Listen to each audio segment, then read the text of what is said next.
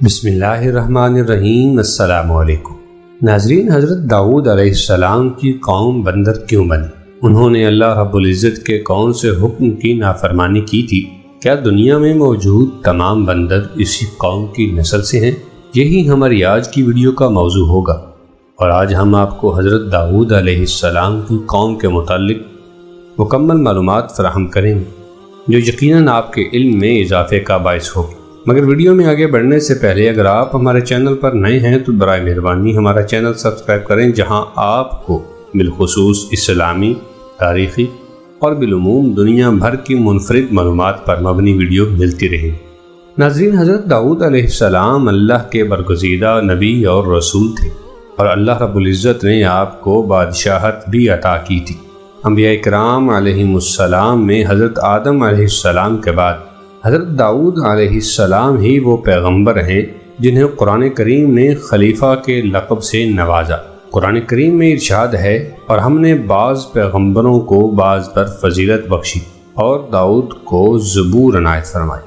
ناظرین، حضرت داؤد علیہ السلام کی قوم کے 70,000 آدمی عقبہ کے پاس سمندر کے کنارے پر ایلا نامی گاؤں میں رہتے تھے، اور یہ لوگ بڑی فراخی اور خوشحالی کی زندگی بسر کرتے تھے۔ اللہ رب العزت نے انہیں بے شمار نعمتوں سے نواز رکھا تھا، اور یہ لوگ خدا کی عبادت سے غافل ہو گئے۔ اللہ رب العزت نے ان لوگوں کا اس طرح امتحان لیا کہ ہفتے کے دن کا ادب ان پر لازم قرار دیا، اور اس دن مچھلی کا شکار ان لوگوں پر حرام فرما دیا، اور ہفتے کے باقی دنوں میں شکار حلال تھا۔ مگر اس طرح ان لوگوں کو آزمائش میں مبتلا فرما دیا کہ ہفتے کے دن بے شمار مچھلیاں آتی تھیں اور دوسرے دنوں میں کم آتی تھی۔ تو شیطان نے ان لوگوں کو یہ ہیلا بہانہ بھی بتا دیا کہ سمندر سے کچھ نالیاں نکال کر خشکی میں چند حوض بنا لو، اور جب ہفتے کے دن ان نالیوں کے ذریعے مچھلیاں حوض میں آ جائیں تو نالیوں کا منہ بند کر دو، اور اس دن شکار نہ کرو، بلکہ دوسرے دن آسانی کے ساتھ مچھلیوں کو پکڑ لو۔ حاضرین، ان لوگوں کو یہ شیطانی ہیلا بازی پسند آ گئی، اور ان لوگوں نے یہ نہیں سوچا کہ جب مچھلیاں نالیوں اور حوضوں میں مقید ہو گئیں تو یہی ان کا شکار ہو گیا، تو ہفتے ہی کے دن شکار کرنا پایا گیا، جو ان لوگوں کے لیے حرام تھا۔ اس موقع پر ان یہودیوں کے 3 گروہ ہو گئے۔ کچھ لوگ وہ تھے جو شکار کر کے اس شیطانی ہیلا سے منع کرتے تھے اور ناراض و بیزار ہو کر شکار سے باز رہے، جبکہ دوسرے گروہ کے لوگ اس کام کو دل سے تو برا جان کر خاموش تھے، مگر دوسروں کو منع نہیں کرتے تھے، بلکہ منع کرنے والوں سے یہ کہتے تھے کہ تم لوگ ایسی قوم کو کیوں نصیحت کرتے ہو جنہیں اللہ رب العزت ہلاک کرنے والا یا سخت سزا دینے والا ہے۔ جبکہ تیسرا گروہ وہ سرکش و نافرمان لوگ تھے جنہوں نے حکم خداوندی کی اعلانیہ مخالفت کی، شیطان کی ہیلا بازی کو مان کر ہفتے کے دن شکار کر لیا، اور ان مچھلیوں کو کھایا اور بیچا بھی۔ ناظرین، جب نافرمانوں نے منع کرنے کے باوجود شکار کر لیا تو منع کرنے والی جماعت نے کہا کہ اب ہم ان معصیت کاروں سے کوئی میل ملاپ نہ رکھیں گے۔ چنانچہ ان لوگوں نے گاؤں کو تقسیم کر کے درمیان میں ایک دیوار بنا لی اور آمد و رفت کا ایک الگ دروازہ بھی بنا لیا۔ حضرت داؤد علیہ السلام نے غضبناک ہو کر شکار کرنے والوں پر لعنت فرما دی۔ اس کا اثر یہ ہوا کہ ایک دن خطا کاروں میں سے کوئی بھی باہر نہیں نکلا۔ انہیں دیکھنے کے لیے کچھ لوگ دیوار پر چڑھ گئے تو کیا دیکھا، وہ سب کے سب بندروں کی صورت میں مسخ ہو گئے ہیں۔ اب لوگ ان مجرموں کو دروازہ کھول کر اندر داخل ہوئے تو وہ بندر اپنے رشتہ داروں کو پہچانتے تھے، اور ان کے پاس آ کر ان کے کپڑوں کو سونگھتے اور زاروں قطار روتے، مگر لوگ ان بندر بن جانے والوں کو نہیں پہچانتے تھے۔ ان بندر بن جانے والوں کی تعداد تاریخ میں 12,000 لکھی ہوئی ہے۔ یہ سب 3 دن تک زندہ رہے، اور اس درمیان میں کچھ بھی کھا پی نہ سکے، بلکہ یوں ہی بھوکے پیاسے سب کے سب ہلاک ہو گئے۔ شکار سے منع کرنے والا گروہ ہلاکت سے سلامت رہا، اور صحیح قول یہ ہے کہ دل سے برا جان کر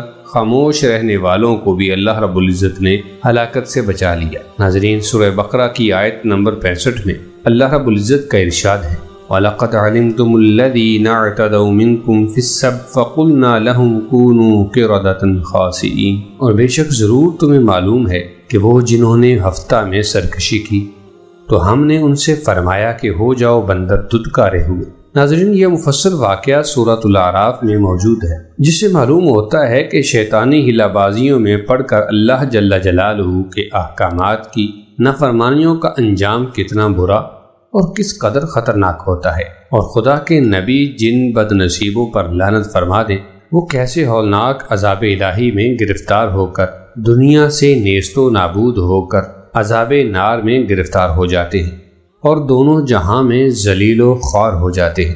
ناظرین، اصحاب ایلا کے اس دل دہلا دینے والے واقعہ میں ہر مسلمان کے لیے بہت بڑی عبرت اور نصیحتوں کا سامان ہے۔ کاش اس واقعہ سے مسلمانوں کے قلوب میں خوف خداوندی کی لہر پیدا ہو جائے اور وہ اللہ اور اس کے رسول صلی اللہ علیہ وسلم کی نافرمانیوں کی پگڈنڈیوں میں بھٹکنے سے منہ موڑ کر صراط مستقیم کی شاہراہ پر چڑھ پڑے اور دونوں جہانوں کی سربلندیوں سے سرفراز ہو کر اعزاز و اکرام کی سلطنت کے تاجدار بن جائیں۔ اب ایک انتہائی اہم سوال یہ ہے کہ جو اکثر لوگوں کے ذہن میں ہوتا ہے کہ کیا اس وقت دنیا میں موجود تمام بندر اسی قوم کی نسل سے ہیں؟ تو اس کا جواب یہ ہے کہ حضرت عبداللہ ابن مسعود رضی اللہ تعالی عنہ سے صحیح مسلم میں منقول ہے کہ بعض لوگوں نے اپنے زمانے کے بندروں اور خنزیروں کے بارے میں حضور سرور کونین امام الانبیاء جناب محمد رسول اللہ صلی اللہ علیہ وآلہ وسلم سے دریافت کیا کہ کیا یہ وہی مسخ شدہ شکلوں والے یہودی ہیں؟ آپ صلی اللہ علیہ وآلہ وسلم نے ارشاد فرمایا، اللہ رب العزت جب کسی قوم میں مسورت کا عذاب نازل کرتے ہیں تو ان کی نسل نہیں چلتی، بلکہ چند روز میں ہی وہ ہلاک ہو کر ختم ہو جاتے ہیں۔ بندر اور خنزیر دنیا میں پہلے سے ہی موجود تھے۔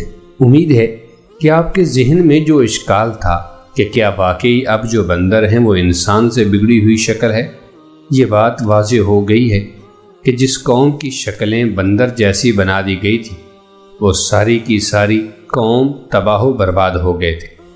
ان میں سے ایک بھی نہ بچا تھا کہ آگے ان کی نسل چل سکتی۔ ناظرین، اسی امید کے ساتھ اجازت دیجیے کہ آپ کو ہماری ویڈیو پسند آئے گی۔ اگر آپ کو یہ ویڈیو پسند آئے، ویڈیو کو لائک کرتے ہوئے چینل کو سبسکرائب کر دیں، بیل نوٹیفیکیشن کو آل پہ کلک کر دیں، دوستوں کے ساتھ شیئر کیجیے، کمنٹس کی صورت میں اپنی قیمتی رائے ضرور دیجیے۔ اللہ حافظ۔